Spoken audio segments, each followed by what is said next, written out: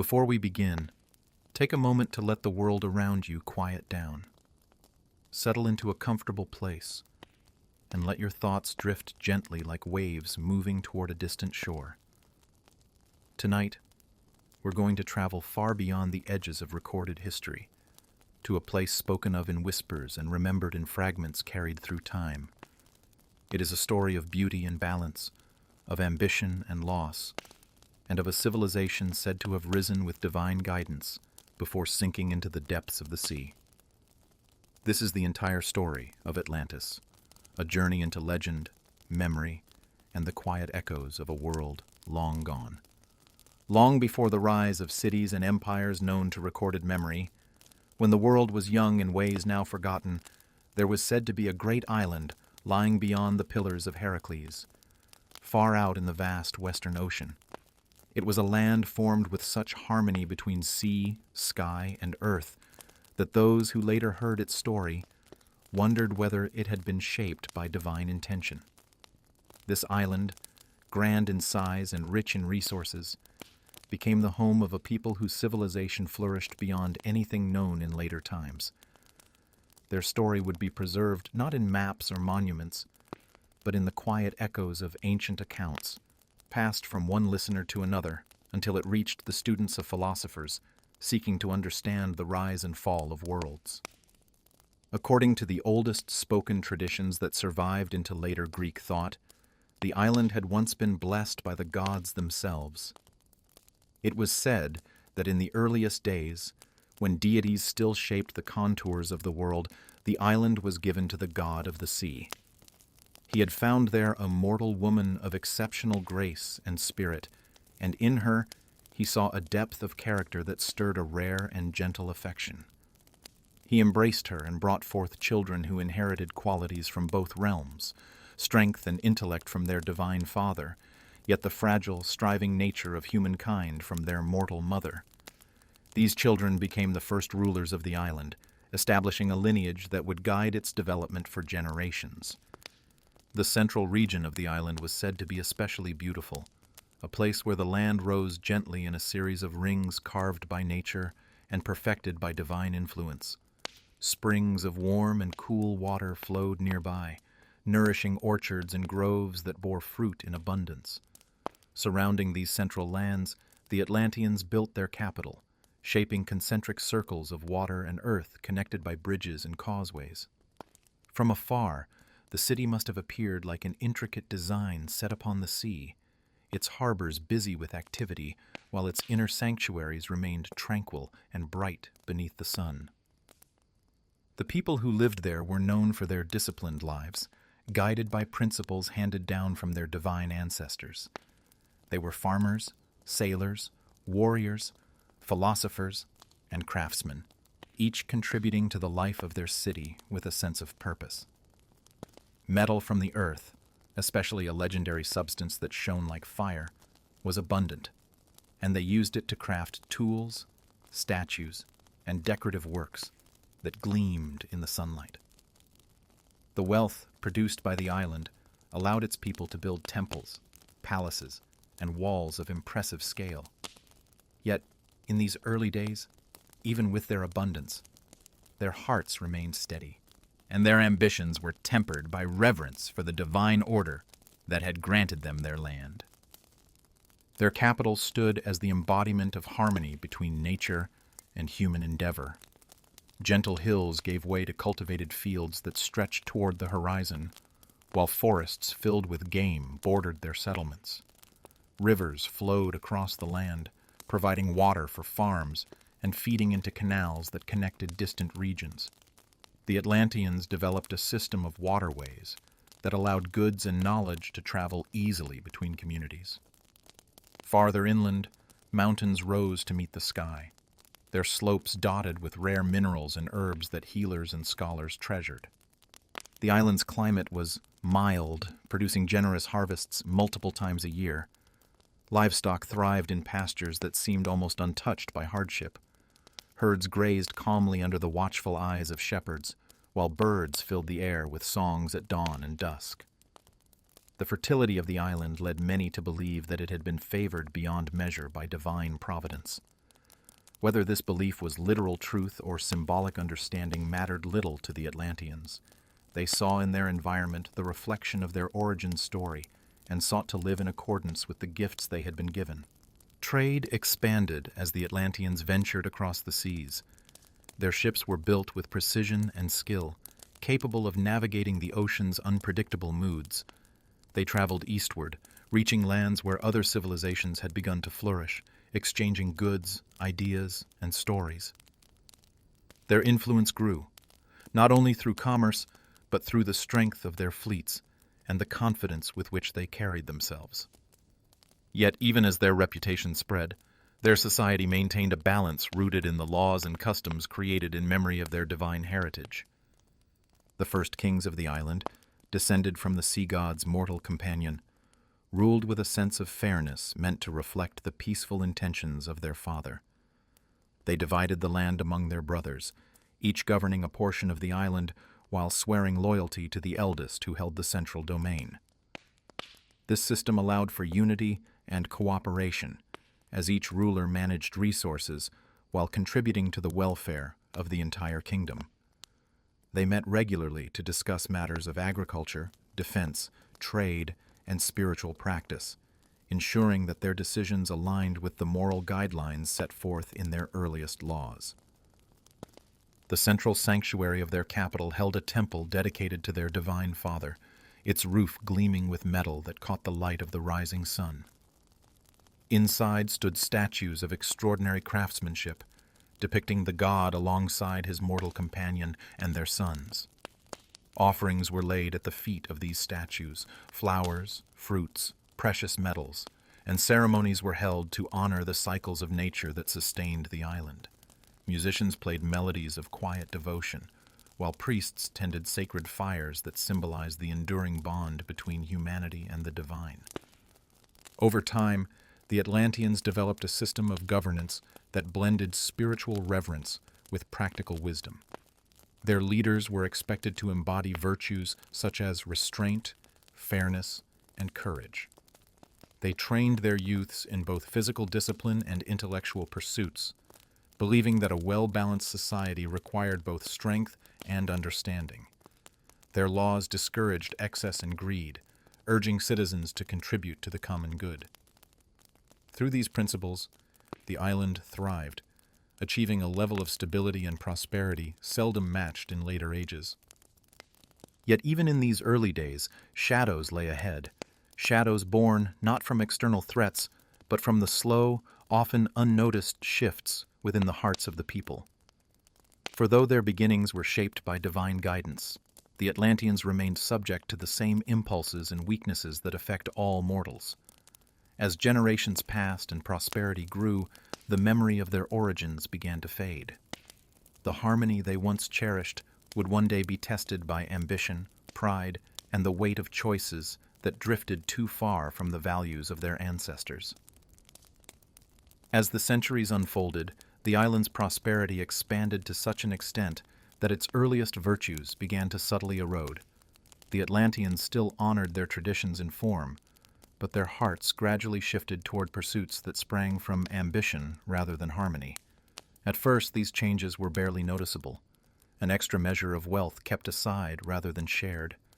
A display of splendor meant less as reverence and more as personal pride. Yet small shifts have a way of accumulating, and over generations, the values that once guided the island's people began to drift from their original purpose. The flourishing of their civilization brought comfort, and comfort slowly nurtured a desire for more. Homes grew larger, temples more extravagant, rituals more elaborate. What had once been simple expressions of gratitude to the divine became opportunities to display status. The gleaming metals drawn from their mines were shaped into ornaments far beyond practical need, adorning buildings and individuals with an opulence that drew admiration and envy from those who visited the island. As their wealth grew, so did their influence across the surrounding seas. At first, their expansion was peaceful, driven by trade and the exchange of knowledge. The Atlanteans established colonies on distant shores, sharing their agricultural practices, craftsmanship, and governance. These settlements looked back to the main island with reverence, sending offerings and participating in festivals that celebrated their shared heritage. The Atlantean fleet became a familiar sight across the Western Sea, its ships known for strength, stability, and the golden banners that fluttered above their decks. Over time, however, the nature of their expansion began to change. The desire to influence other lands grew into a desire to control them. Their leaders, once guided by the memory of divine fairness, found themselves more drawn to the idea of extending their dominion. The fleets that once carried goods now carried soldiers. Cities along distant coasts found themselves facing demands for allegiance. Some surrendered willingly, eager to partake in Atlantean prosperity. Others resisted, sparking conflicts that would shape the course of the island's future. The elders of Atlantis felt the change most acutely.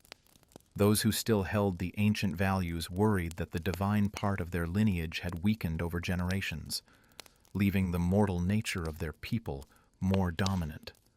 They sensed that the moral discipline inherited from their ancestors' connection to the sea god had become diluted. While the gods themselves did not intervene directly, the elders believed that imbalance in the heart could one day lead to imbalance in the natural world, as if the land and sea still responded to the character of those who inhabited them. Even within the central capital, where the oldest temple stood gleaming beneath the sun, shifts were evident. Ceremonies continued, but the devotion behind them waned. The sacred fires once tended with humility flickered beneath the gaze of priests who now held more concern for prestige than spiritual clarity. Statues remained polished, offerings were brought, and music echoed through the sanctuaries. Yet the sincerity that once permeated these rituals grew thinner, as if the connection between the people and their divine origins had begun to fade. Beyond the city, the natural beauty of the island still flourished. Wide plains extended toward distant hills, forests rustled with life, and quiet streams mirrored the sky's reflection. But even the land's abundance could not shield the island from the ambitions stirring within human hearts. The canals that once carried produce and water now also served the movement of troops. Towers rose higher, not only as symbols of reverence, but as watchpoints for an empire stretching its reach. The Atlanteans, who once valued cooperation above conquest, began to view strength as a measure of worth. At the same time, the people of a distant land, one whose own civilization had ancient roots and a culture shaped by wisdom and discipline, took notice of the Atlanteans' growing ambitions. These people valued harmony and reason, holding to institutions that encouraged thoughtful governance and balance. Their society had developed a method of understanding the world not solely through myth or tradition, but through inquiry, reflection, and debate. When they observed the shifting tides of Atlantean expansion, they sensed that a reckoning might one day arise between their ideals and those of the island kingdom. For a time, however, Atlantis continued to thrive.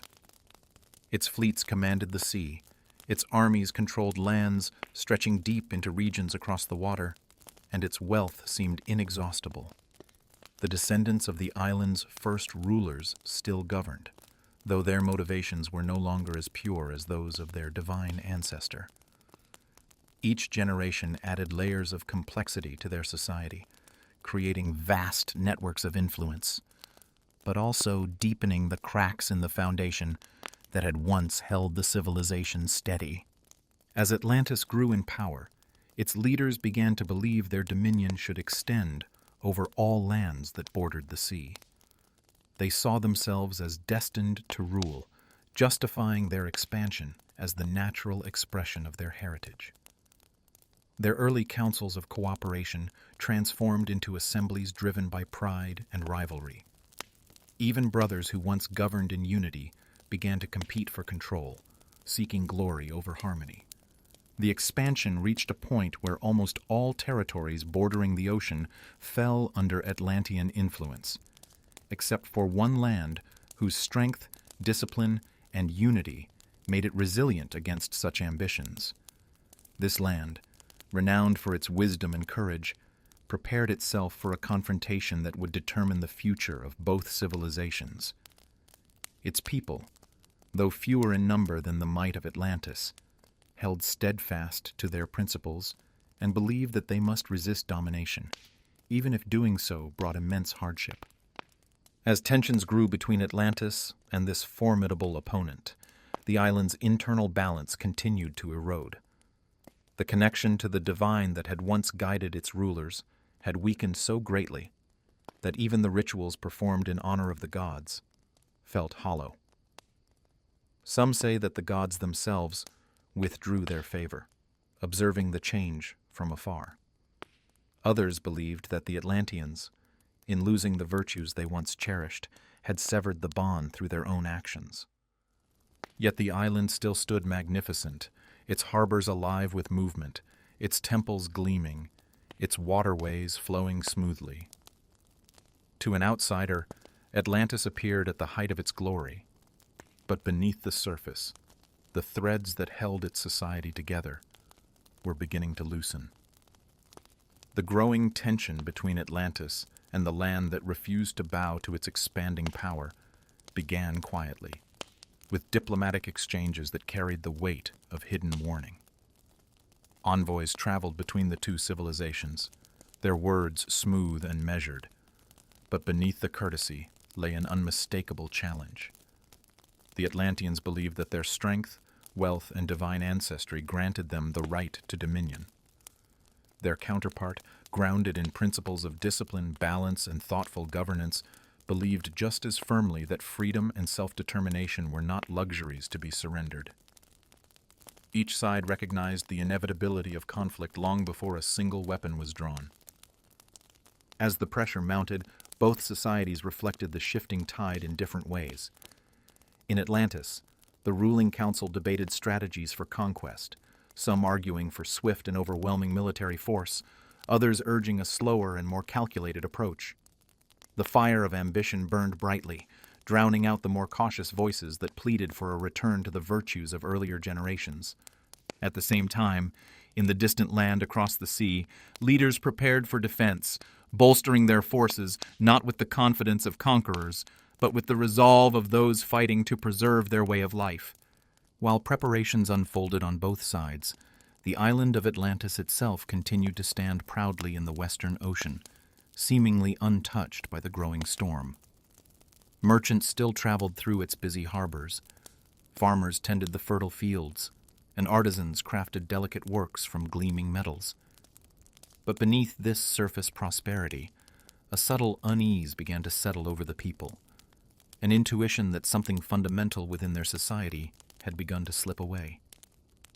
Elders spoke of dreams in which the land trembled and the sea rose in fury, warnings that seemed at odds with the calm skies and steady tides of the present.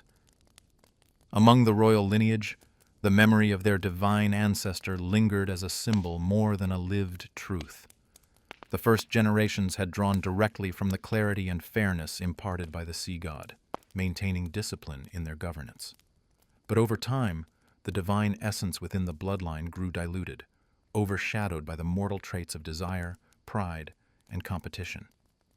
The rulers of Atlantis retained impressive intelligence and strength, yet the restraint that once defined their leadership became harder to uphold. The capital city, with its concentric rings of land and sea, still glistened with the splendor of earlier craftsmanship. From the outermost harbor inward, ships glided through the waterways, their sails catching the golden light that reflected off polished walls and stone pathways. Bridges arched gracefully over the canals, connecting districts where the rhythms of daily life carried on. The central sanctuary still stood as a reminder of the island's beginnings, its immense statue of the sea god astride his chariot still gleaming in the sun.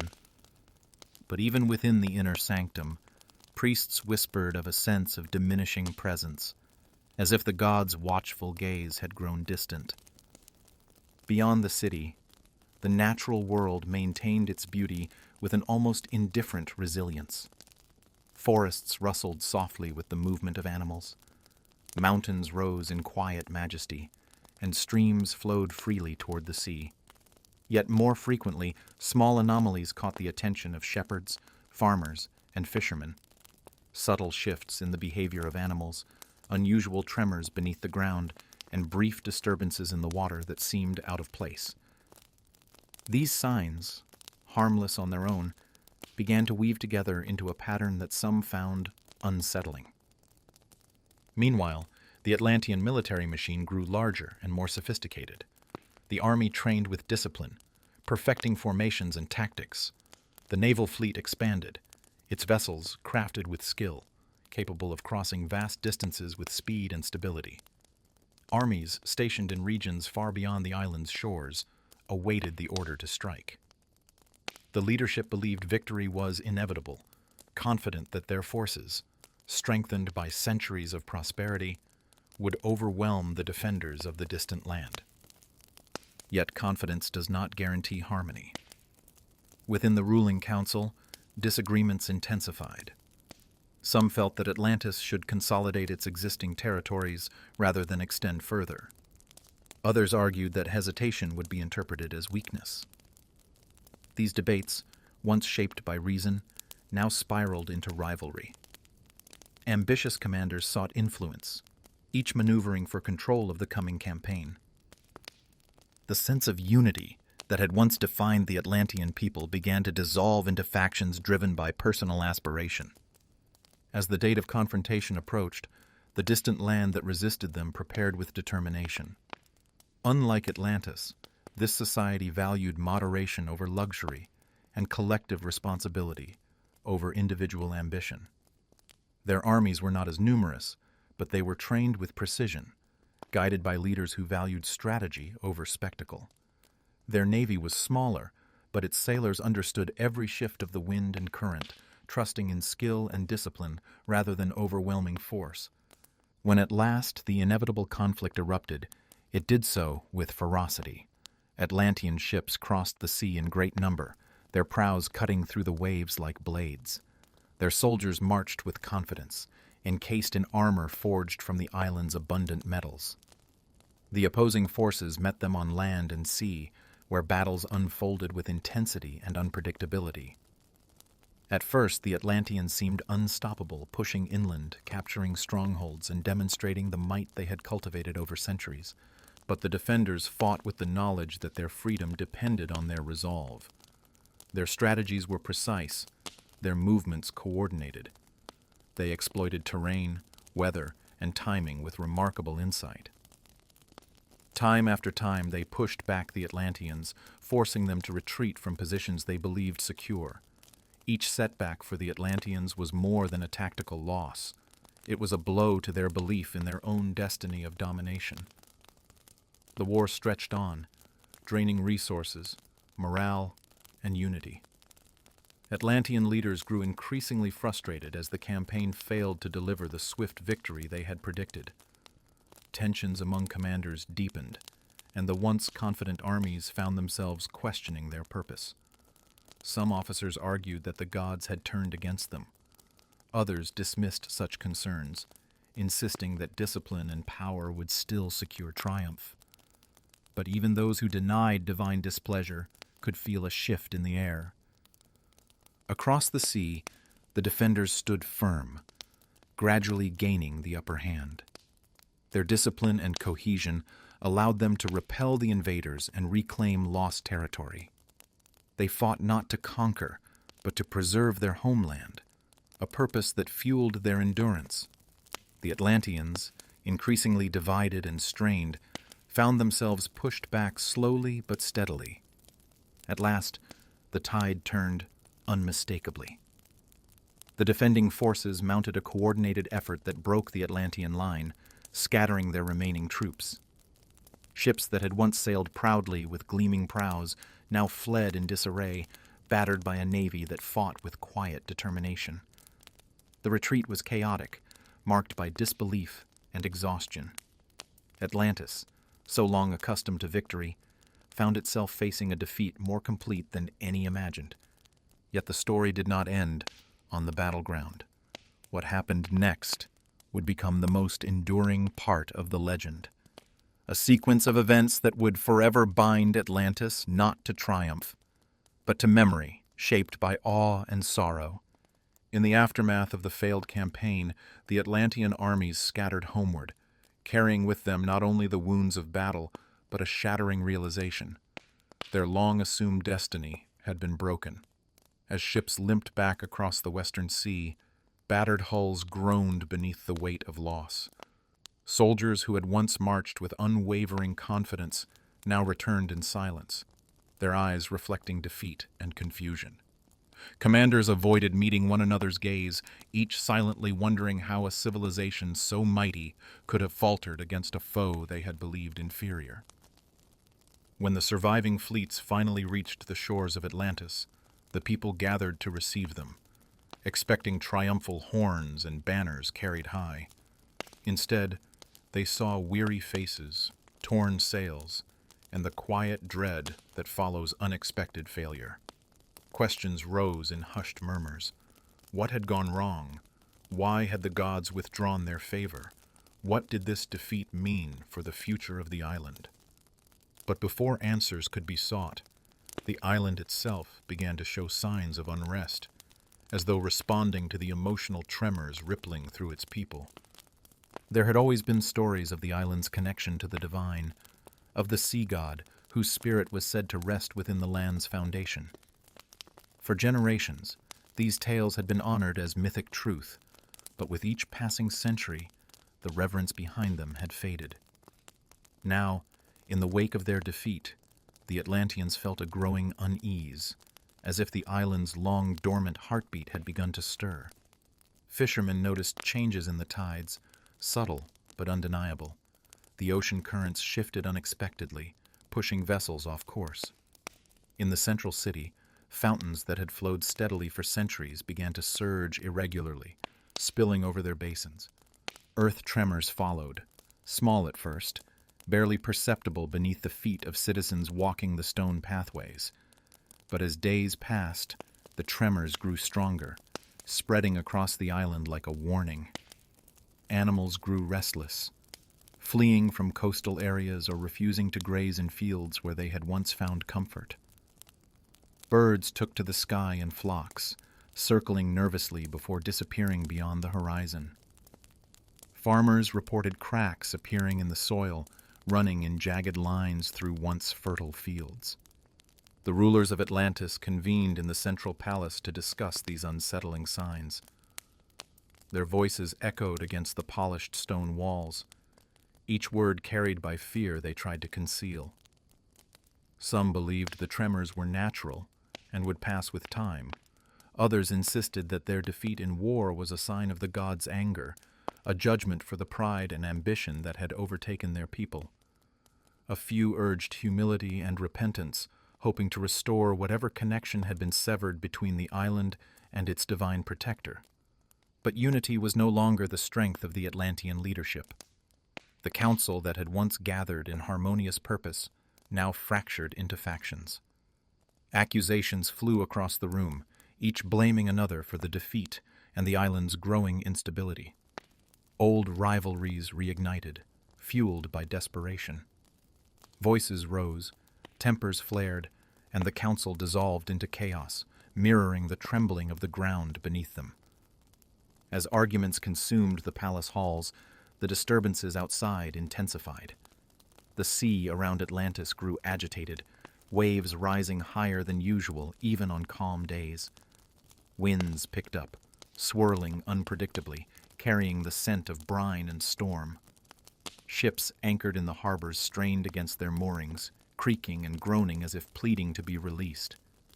Mariners, accustomed to reading the ocean's moods, sensed that something unprecedented was unfolding, something far beyond any storm they had known. Night brought no comfort. Instead of calm, darkness revealed a horizon lit by strange flickers of light, as if the sea itself were glowing.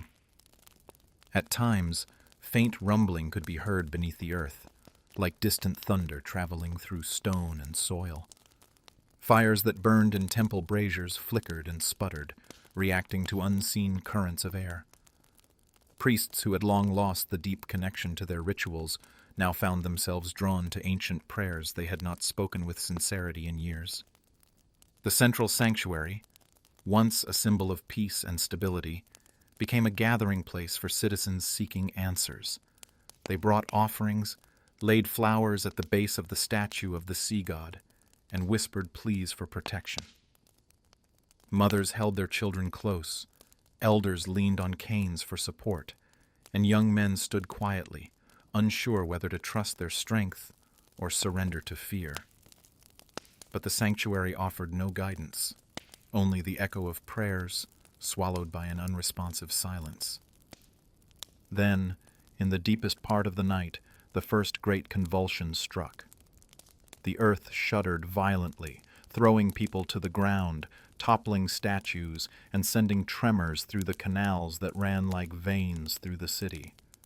Water surged over the edges of the rings, flooding walkways and sweeping away small boats tethered along the docks. Buildings trembled under the force, some collapsing in clouds of dust that drifted into the moonlit air. Cries rose from every corner of the capital as families fled their homes, seeking higher ground or clinging to one another amidst the turmoil. Flames broke out where lamps overturned, their light mingling with the glow of the trembling earth. The once orderly city descended into confusion as the ground continued to heave, each tremor stronger than the last. The sea, too, began to rise. Waves rolled toward the shore with increasing force, crashing against the outer walls of the city and spilling into the lower districts. Ships in the harbor collided, splintering against one another as the water churned with relentless power. Along the coast, cliffs crumbled, sending cascades of rock into the turbulent waters below. In the palace, council members struggled to maintain balance as the once stable floors shook beneath their feet. The great hall, adorned with carvings and gilded columns, seemed to strain under the weight of the island's unrest. Those who had argued so fiercely hours before now shared a common fear, the realization that Atlantis itself was beginning to unravel. Outside, the final stage of the catastrophe gathered its strength. The island groaned, a deep, resonant sound that seemed to rise from its very core. The ground split open in jagged lines, swallowing roads and buildings. Water poured into the widening fissures, steam rising where sea met molten depths. The air filled with the roar of collapsing structures, the crash of waves, and the cries of a people witnessing the destruction of their home. And then, with a force that would be remembered only in whispered legend, the ocean surged inward in a massive wall of water. It swept across the land with unstoppable momentum, engulfing fields, forests, and dwellings. The capital, once a marvel of beauty and ingenuity, vanished beneath the flood, its concentric rings lost in swirling currents. The collapse was swift and final. As the sea closed over the island, the land that had risen from divine touch sank into darkness.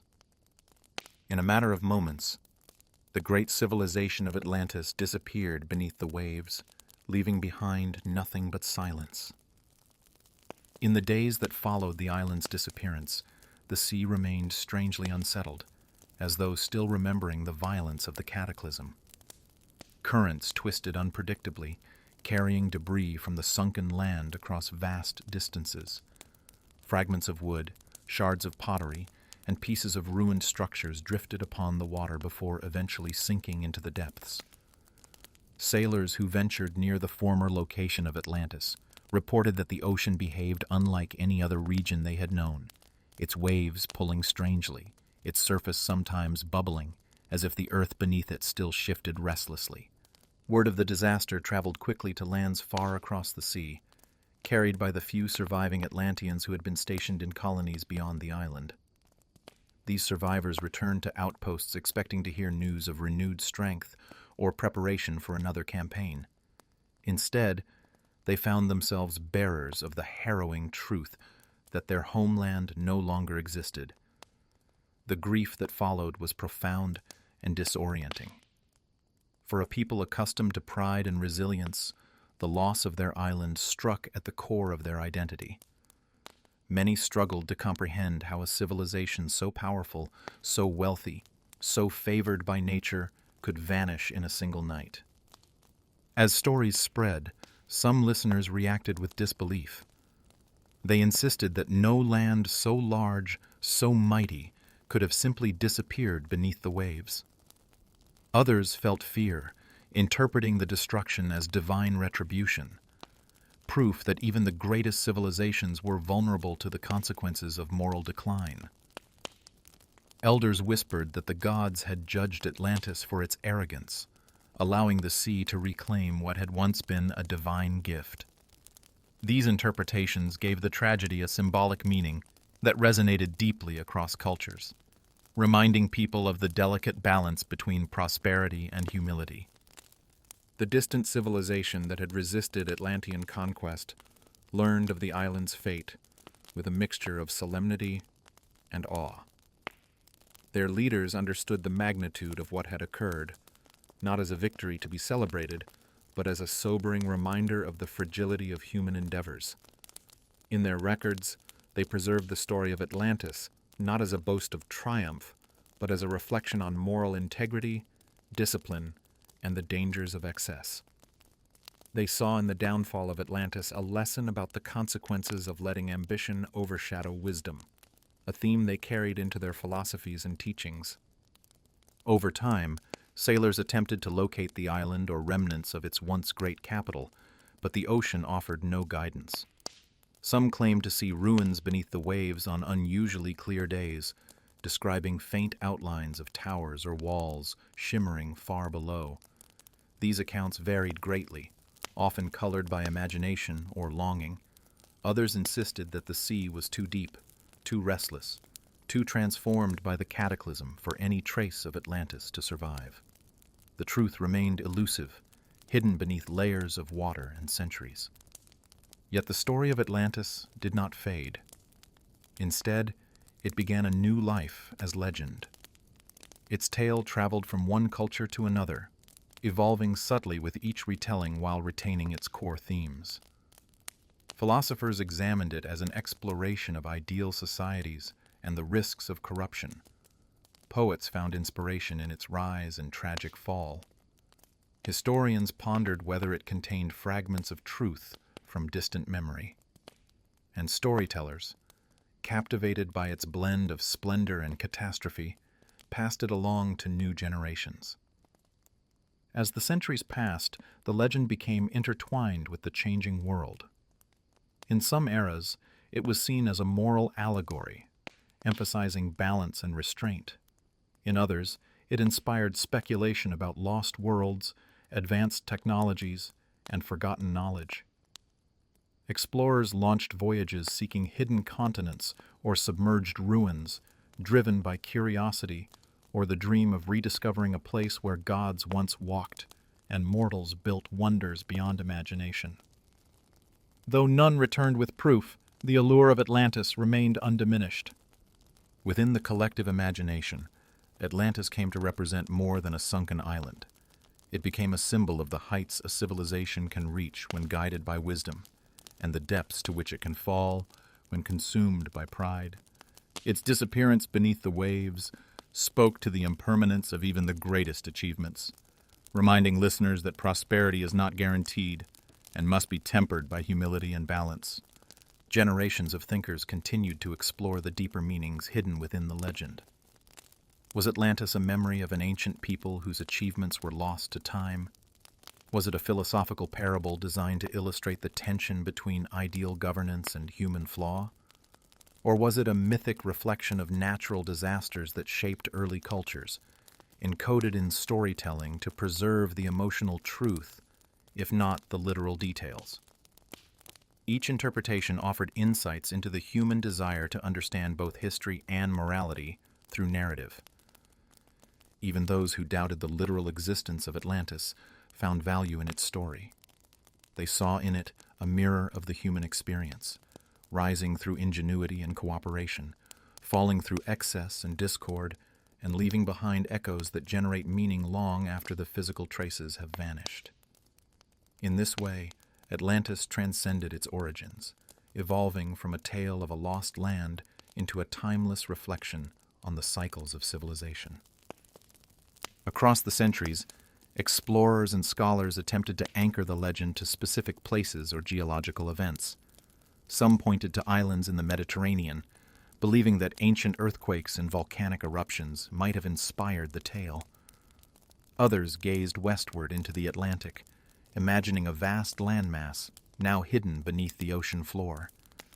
These theories sparked fascination and debate, but offered no definitive answers.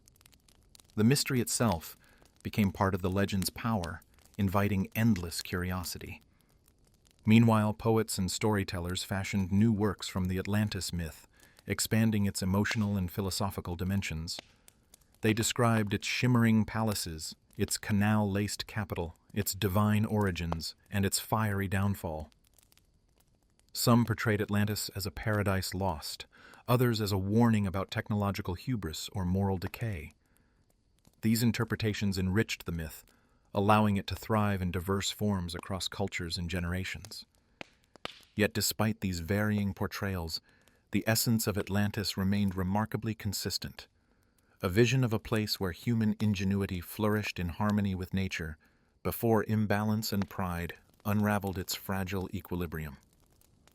The tale reminded listeners that every civilization carries within it the seeds of its own rise and fall. It encouraged reflection on the values that guide societies and the consequences of abandoning them. Even in the modern age, the story of Atlantis continues to captivate imaginations. It appears in literature, film, philosophy, and speculative writings, each medium offering fresh layers of meaning. Scientists explore the depths of the ocean with advanced technology, hoping to uncover traces of ancient worlds. Philosophers revisit the tale as an exploration of ideal governance. Dreamers envision glimpses of a civilization whose memory persists, even when its physical form is lost.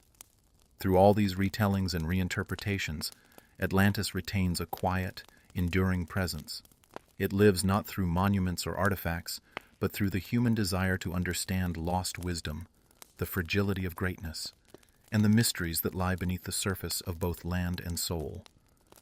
Among the lands that heard the story of Atlantis, the tale often mingled with local traditions, taking on new colors without losing its core. In coastal villages where fishermen spent long days at sea, the story became a quiet companion on the waves. Elders spoke of an island swallowed by the ocean's hunger, cautioning young sailors about the power of currents and the unpredictable moods of the water. Families gathered at dusk to listen to stories carried down from generations, weaving the fall of Atlantis into lessons about respect for nature, humility and prosperity, and the dangers of wandering too far from wisdom. In inland settlements, far from the reach of the ocean's breath, the legend took on a different tone. It became a story of distant lands and ancient wonders, a reminder that the world was vast and filled with mysteries beyond immediate sight. Listeners imagined glittering towers rising from unknown shores, a people blessed with gifts that seemed almost supernatural, and a catastrophe so immense that even mountains trembled. For them, the tale stirred curiosity about lands beyond the horizon, nurturing a desire to explore, learn, and understand what lay beyond the familiar. Philosophers, however, treated the story not as entertainment, but as a lens through which to examine the nature of virtue and decline.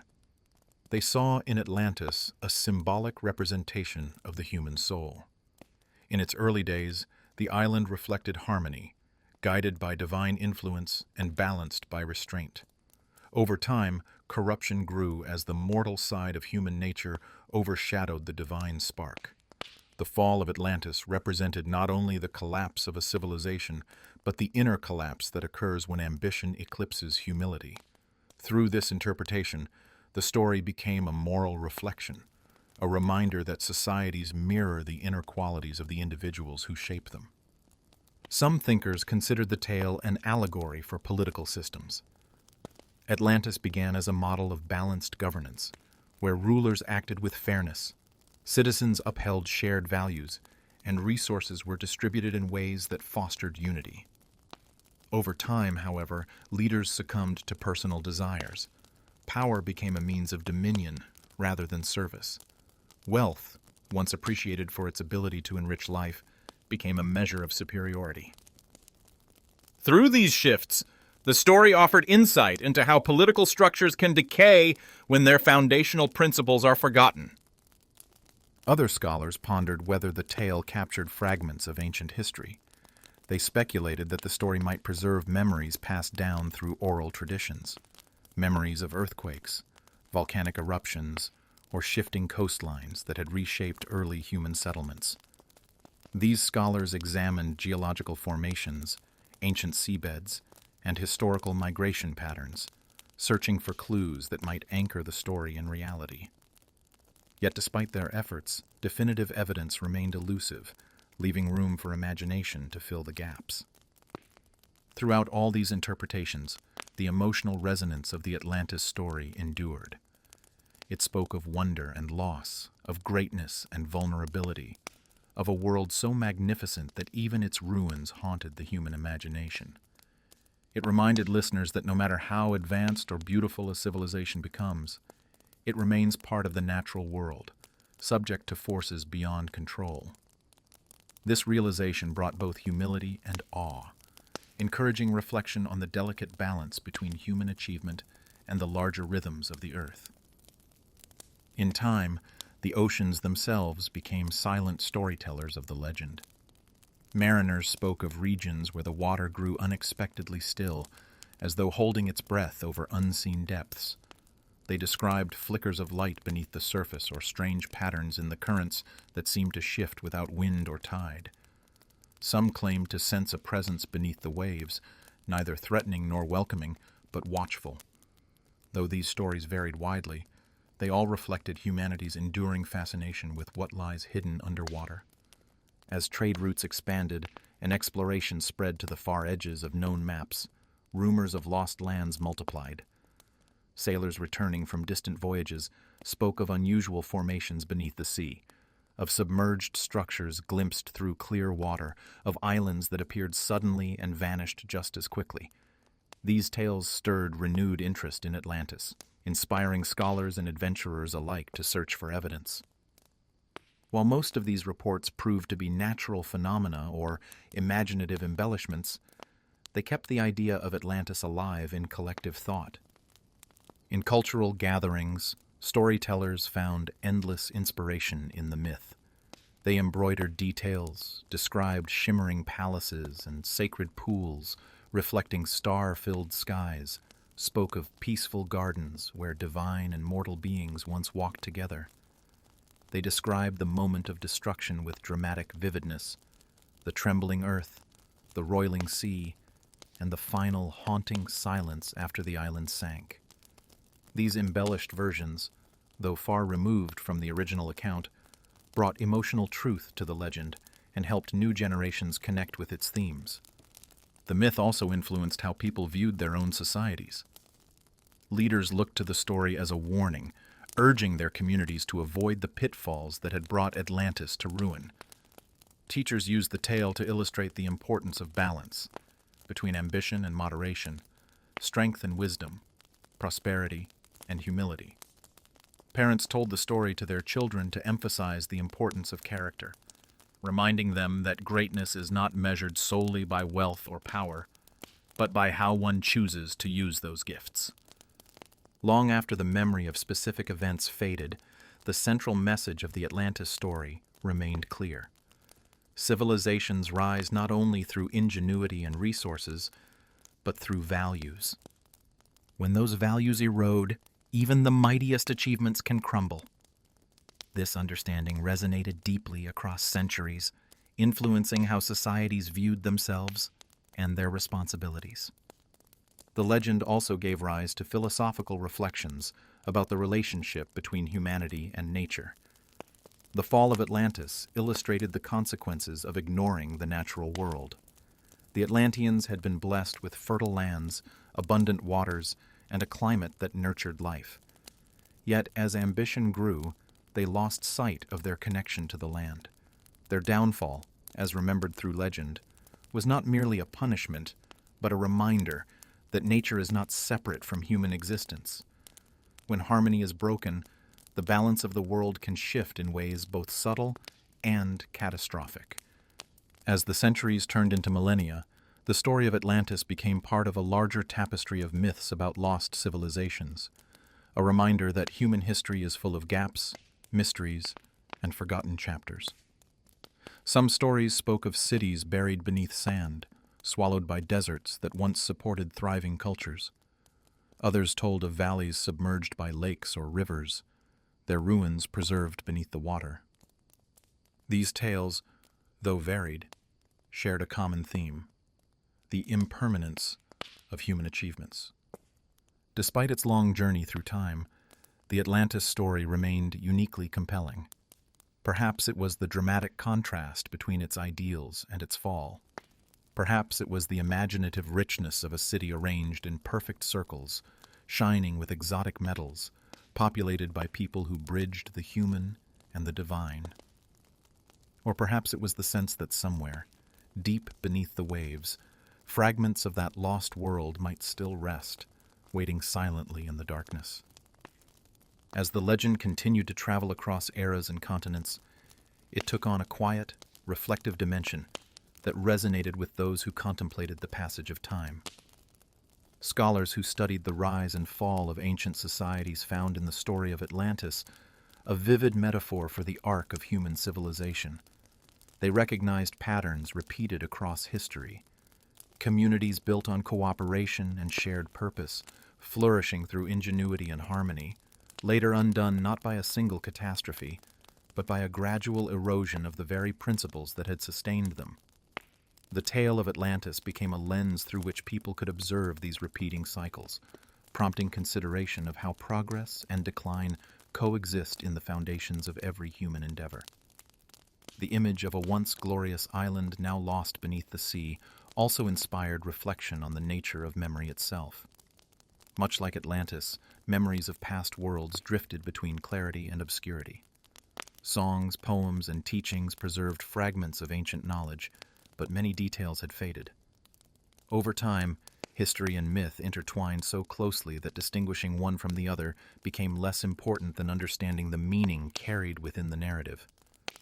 Atlantis became a symbol of all that is remembered imperfectly, stories passed down through generations, shaped by longing, nostalgia, and the desire to make sense of the unknown. Travelers who ventured along the coasts or sailed far into open waters often found themselves imagining what lay beneath the surface. On calm days, when the sun illuminated the ocean with shimmering light, it was easy to believe that entire landscapes could hide below. The sea, vast and mysterious, held secrets older than any civilization. Even without proof, the idea of Atlantis lingered in the minds of those who gazed upon the horizon, reminding them of the world's hidden depths and the stories waiting to be uncovered. In ports where ships from distant regions gathered, mariners exchanged tales of unusual currents, sudden whirlpools, or patches of ocean where compasses behaved strangely. Some spoke of hearing faint sounds beneath the waves, as though echoes from a forgotten world drifted upward. Others claimed to see fleeting shadows of structures far below, glimpsed only for a moment before the water darkened again. Whether these stories were based on truth or imagination, they added new layers to the legend and encouraged the belief that Atlantis, though lost, was not entirely gone. As cultures evolved, the myth of Atlantis became intertwined with the search for knowledge. Some viewed it as a challenge, a call to seek out the unknown, to explore the ocean's depths, and to recover the wisdom of ancient times. Explorers set out on voyages inspired not merely by economic or political aims, but by curiosity stirred by the old legend. They sought islands that did not exist on maps, dove beneath waves in search of ruins, and studied geological records for signs of vanished lands. Though their efforts did not yield definitive evidence, they expanded humanity's understanding of the world and helped build the foundations of future exploration. In philosophical discussions, Atlantis played a role as a thought experiment. It allowed thinkers to imagine ideal societies, question the nature of justice, or ponder the balance between wealth and virtue. Through these reflections, the legend served not only as a cautionary tale, but also as an impetus to dream of more harmonious ways of living. It offered both inspiration and warning, demonstrating the heights a society can reach when guided by clarity and wisdom, and the depth to which it can fall when guided by desire without restraint. Mystics and spiritual thinkers found in the story of Atlantis a metaphor for the inner journey of the soul. They interpreted its rise as the awakening of human potential, and its fall as a reminder that inner disharmony can lead to spiritual collapse. These interpretations transform the legend into an exploration of personal balance, how one navigates ambition, desire, humility, and connection to the greater world. Though rooted in individual experience, this perspective echoed the broader themes of the story, showing that the lessons of Atlantis applied to both society and the self. Artists across centuries turned to the image of Atlantis for inspiration. Painters envisioned vast, gleaming cities bathed in golden light, their architecture reflecting the harmony of natural and divine principles. Others depicted the moment of catastrophe, capturing the dramatic tension of waves rising against stone and earth splitting beneath the weight of its own history.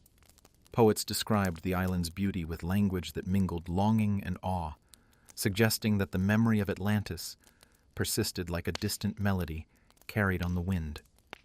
Despite countless interpretations, the core of the legend remained constant. It spoke of a place where human and divine influences intertwined, where prosperity emerged from balance, and where the loss of that balance brought downfall. This narrative resonated because it touched upon universal themes: the pursuit of knowledge, the temptation of power, the fragility of harmony, and the consequences of forgetting what truly sustains a civilization. The deep ocean retained its secrets, allowing imagination to flourish. As people gained knowledge of the underwater world, discovering mountain ranges, trenches, ridges, and vast plains hidden beneath the waves, they realized how little of the ocean floor had truly been explored. The possibility that remnants of ancient lands might lie undetected became more tangible. This understanding not only fueled searches for Atlantis, but also broadened appreciation for the planet's complexity. Through time, the legend served as a reminder that the world holds both wonder and vulnerability. The rise of Atlantis illustrated what can be achieved through cooperation, discipline, and respect for natural forces. Its fall demonstrated how swiftly prosperity can crumble when values are compromised. These lessons resonated in every age, offering guidance to societies facing their own challenges, whether in governance, environmental stewardship, or cultural identity. In quieter moments, individuals found a sense of melancholy beauty in the story. The idea of a world lost to the sea stirred emotions of longing for what cannot be recovered. Yet it also encouraged reflection on the present, the people and places that exist now, fragile and precious in their own ways. Atlantis, though gone, became a symbol of appreciation for what is and what might be preserved through wisdom. As the centuries rolled onward, the myth of Atlantis continued to drift like a soft echo through cultures far removed from the world in which the story was first spoken. Rather than fading with time, it seemed to grow more luminous, as though the absence of the island allowed its memory to shine more brightly in human imagination. In distant kingdoms where the story was newly introduced, listeners embraced it with a mixture of wonder and contemplation. They saw in it an example of how even the most prosperous societies could be undone when their inner harmony faltered, and they found themselves reflecting on the delicate balance required to sustain peace and integrity. In some regions, the story of Atlantis blended with local traditions about lands swallowed by floods or earthquakes. Ancient river cultures recalled tales of cities lost beneath rising waters, while mountain communities spoke of valleys that had once been home to thriving villages before being overtaken by storms. These parallels gave the Atlantis story a sense of familiarity, connecting it to a shared legacy of natural upheavals that shaped early human settlement. Though details varied from one culture to another, the underlying theme was universal. Human life is intertwined with forces far greater than any single civilization. As new generations encountered the legend, they found themselves captivated not only by the grandeur of Atlantis, but by the quiet tragedy at the heart of its fall. Teachers used the story to encourage young scholars to consider the importance of self-reflection, reminding them that the strength of a society depends on the virtues of those who shape it. They spoke of how the early Atlanteans lived in harmony, guided by gifts inherited from divine ancestry, and how that harmony gradually dissolved as pride overshadowed wisdom. Through these lessons, the story encouraged humility, reminding listeners that even the most gifted individuals must remain mindful of their responsibilities. Travelers who journeyed across seas and deserts carried the legend with them, sharing it in distant markets, caravan stops, and mountain lodges. They described the concentric rings of the capital city, the temples that shone beneath the sun, and the canals that allowed ships to glide effortlessly through the heart of the island. Their stories painted pictures of a civilization unmatched in beauty and organization. Listeners closed their eyes and imagined the bustling harbors, the voices calling across the marketplaces, the rhythm of daily life within a city designed with such precision that it seemed crafted by divine architecture. At night, as travelers sat around fires beneath star-filled skies, they spoke of the island's final moments, the trembling ground, the rising sea, the roar of the earth giving way. These retellings were often delivered in hushed tones, as though the storytellers feared their voices might reach the sleeping ocean and stir its ancient memories. The tale of Atlantis became a meditation on impermanence, reminding those who heard it that nothing, no matter how magnificent, is beyond the reach of time and change. In coastal towns where fishermen cast their nets each dawn, the story took on a more intimate meaning. The sea, both life-giver and unpredictable force, was a daily companion. These communities understood the ocean's mood swings, its capacity for abundance and destruction. To them, Atlantis served as a reminder of the respect the sea demands. They imagined the island resting quietly beneath the waves, its once great towers, now homes for drifting creatures and swaying kelp, its wide streets softened by centuries of water and silt. Some fishermen whispered that on certain mornings, when the water was unusually still, one could almost sense the presence of the lost island far below. Beyond towns and villages, scholars in great libraries pored over ancient texts, examining every detail of the Atlantis account. They compared descriptions, traced references in old manuscripts, and debated the meaning behind symbolic passages. Some argued that the story was allegorical, crafted to illustrate moral truths rather than historical events. Others believed it held fragments of real memory, a distant echo of an ancient catastrophe handed down through generations, preserved in mythic form. Many concluded that the truth of the story lay not in its literal details, but in its capacity to illuminate the human experience. Artists continued to find inspiration in the myth. Sculptors carved scenes depicting the rise of Atlantis, capturing the island at the height of its harmony. Painters depicted its fall, portraying the clash between earth and sea in vivid strokes of color. Writers composed poems and epics about the lost civilization, describing its splendor in ways that blended nostalgia with hope. Their creations gave Atlantis a kind of immortality, allowing the island to live on in collective imagination even as its physical form remained hidden beneath the waves. As knowledge advanced and people learned more about the natural world, the Atlantis story evolved yet again. Explorers who mapped coastlines, studied ocean currents, and examined geological formations often kept the legend in mind.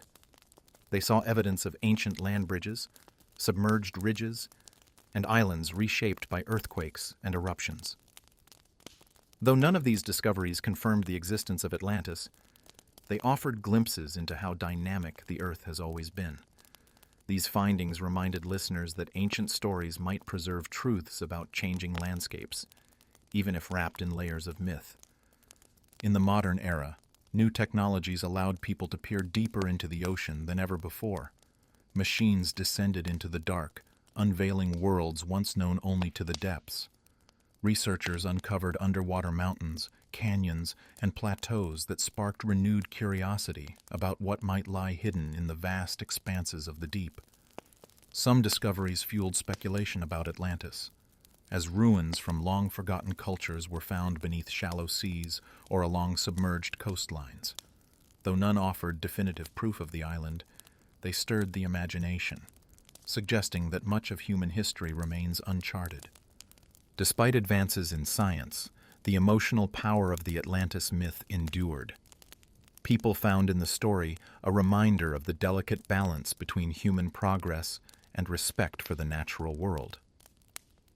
The tale encouraged reflection on how societies grow, how they falter, and how easily harmony can be lost when ambition outweighs wisdom. In a world that faced its own challenges, environmental changes, shifting cultures, and uncertainties tied to the future, the story of Atlantis felt more relevant than ever. The disappearance of the island beneath the sea took on symbolic significance for those contemplating the forces that shape civilizations. It illustrated how quickly the natural world can reclaim what human hands built, and how the Earth, in its vastness, holds the power to reshape the fate of nations. These reflections reminded people that the world is not merely a backdrop for human activity, but a living entity with rhythms and cycles that must be respected. As centuries blended into millennia, the legend of Atlantis became woven into the collective consciousness of many cultures, evolving gently with each retelling, yet preserving its core truths. The memory of the island served as a bridge between ancient wisdom and the questions that continued to occupy human minds. People across distant regions and different eras found themselves drawn to the same themes: the fragile balance between human ambition and humility, the mysteries of the Earth's shifting landscapes, and the enduring longing to understand what lies hidden beneath the surface of both sea and soul. In quiet philosophical circles, discussions about Atlantis deepened into reflections on human nature. Thinkers considered how civilizations, like individuals, possess inner qualities that shape their paths.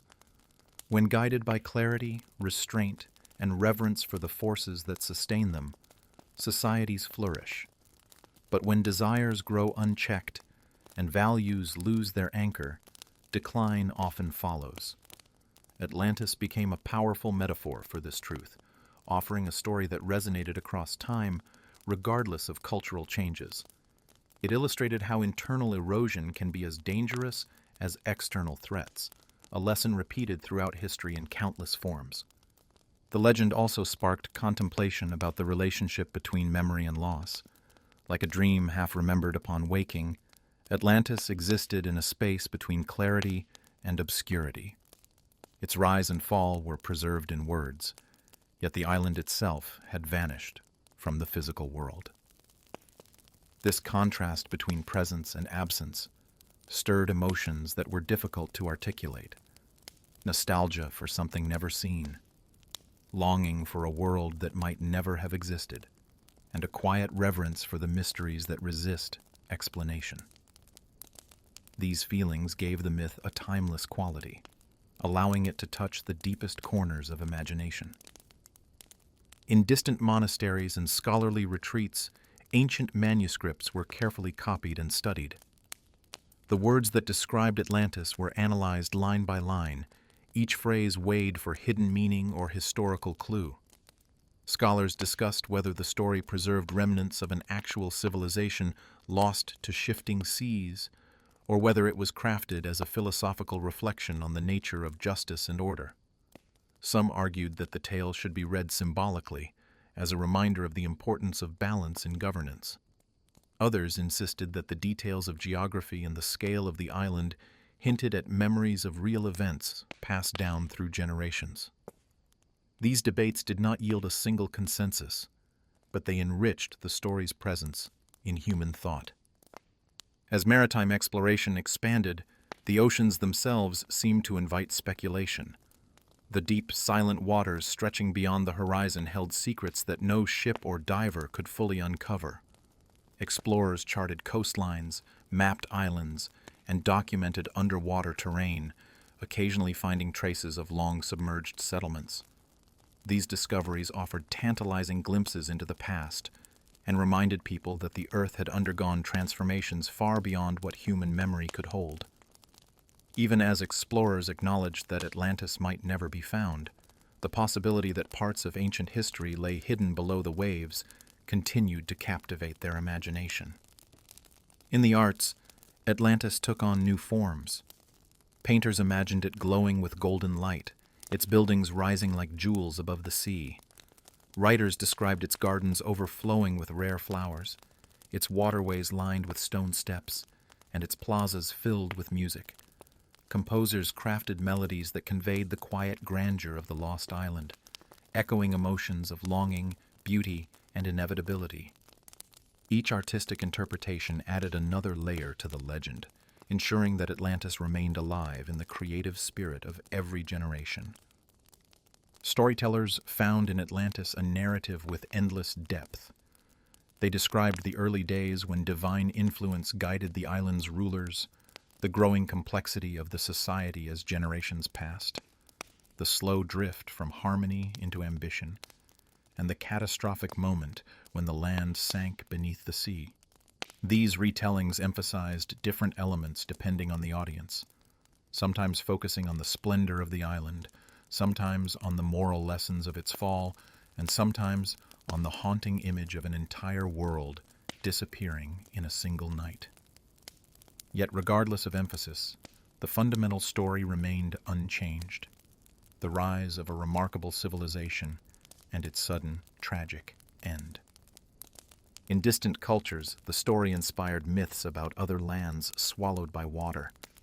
Some groups spoke of cities beneath lakes, their temples and homes still intact beneath the calm surface. Others told stories of entire continents that once existed but were erased by the shifting of the earth. These tales, though distinct from Atlantis, shared a similar fascination with lost worlds and the fragile boundary between land and sea. This shared fascination suggested that the emotional core of the Atlantis myth spoke to something universal in the human experience, a sense of awe in the face of nature's power and a recognition of how fleeting even the greatest achievements can be. The legend also informed discussions about stewardship and responsibility. Leaders who sought to guide their societies toward harmony referenced Atlantis as a cautionary example. They pointed to its failure as evidence of what happens when prosperity leads to complacency or domination.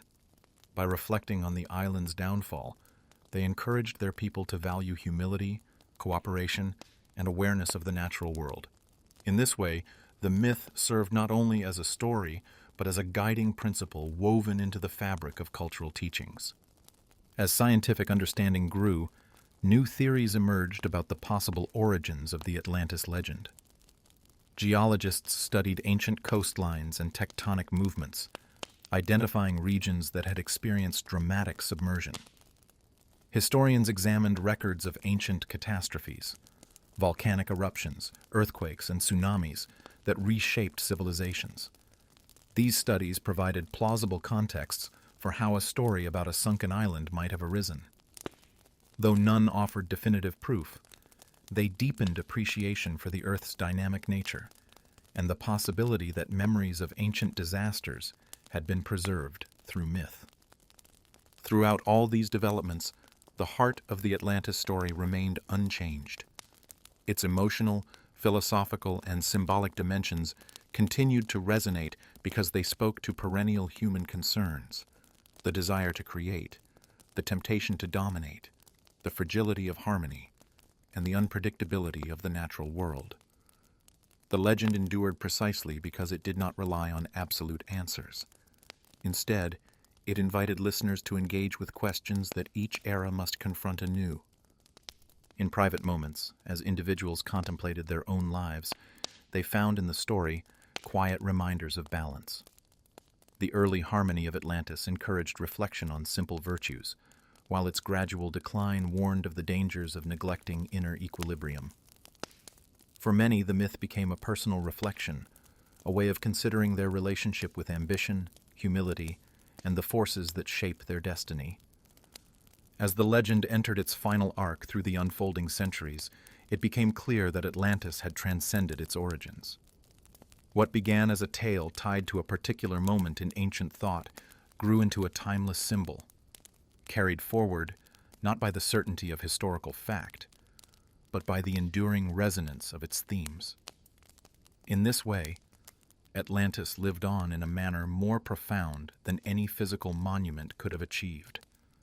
The island that once thrived beneath the sun now thrived in the collective imagination, a place both vividly alive and forever just out of reach. People found themselves drawn to the story for different reasons. For some, Atlantis represented the pinnacle of human ingenuity, a reminder of what communities can achieve when they work in harmony with nature and with one another. These listeners imagined the early days of the island, when the sons of a divine father and a mortal mother guided their people with clarity and purpose, fostering a society built on cooperation, balance, and shared prosperity. They saw in this vision a glimpse of what humanity might still aspire to, even in distant ages, far removed from the myth's origin. For others, the fall of Atlantis held deeper significance. It illustrated the consequences of forgetting one's foundations, of allowing pride to overshadow wisdom. This cautionary dimension of the story resonated in every era, serving as a subtle reminder that progress without virtue is fragile, and that even the most magnificent accomplishments can crumble if not rooted in humility. The sudden sinking of the island beneath the sea symbolized the swift and irreversible consequences that can follow long periods of gradual decline. In this way, Atlantis became a warning that echoed through the ages, quietly urging societies to guard against the erosion of the principles that sustain them. In families across generations, the story became part of the quiet rituals of childhood. Parents shared it with their children at bedtime, their voices soft as they described the shimmering canals, the gleaming temples, and the final night when the island trembled and disappeared. Children listened with wide eyes, sensing the mixture of beauty and sorrow woven into the tale. As they grew older, the story stayed with them, offering new meanings at each stage of life. First a source of wonder, later a reflection on responsibility and the importance of choices. Artists continued to return to Atlantis as a muse for creation. Murals depicted the island rising majestically from blue waters, surrounded by ships bearing golden sails. Sculptors carved figures of Atlantean rulers with serene expressions, capturing the idealism of earlier generations. Writers crafted epic narratives in which explorers descended into the ocean's depths, guided by glimpses of lost architecture glinting beneath the waves. Musicians composed works that evoked the calm of the island's early days and the slow-building tension that preceded its fall. Through these artistic forms, the legend of Atlantis took on new life, shaping and reflecting the sensibilities of each era. Meanwhile, thinkers and scholars continued to debate the nature of the story. Some insisted it preserved fragments of real events, memories of ancient civilizations lost to natural catastrophes. They pointed to evidence of submerged ruins along coastlines, shifts in sea levels, and ancient settlements destroyed by earthquakes and volcanic eruptions. Others maintained that the story was crafted deliberately as a philosophical narrative meant to contrast two models of society, one guided by virtue, the other by ambition. In their view, whether the island had physically existed mattered less than the truths conveyed through its tale. Between these perspectives lay countless variations, each adding richness to the ongoing dialogue surrounding Atlantis. As exploration of the oceans advanced, the deep sea revealed landscapes more varied and dramatic than anyone had imagined. Mountain ranges rose beneath the waves, vast plains stretched into darkness, and thermal vents illuminated the deep with otherworldly glow. These discoveries highlighted how much of the world remained unseen, and how easily entire regions could be forgotten in the shifting cycles of geological time. While no evidence of Atlantis emerged from these explorations, they reinforced the idea that countless stories slip away into the depths of history, waiting to be remembered or rediscovered. The myth's endurance also reflected humanity's fascination with the idea of lost knowledge. Atlantis represented a repository of wisdom, technological, spiritual, and social, that vanished before the modern age could inherit it.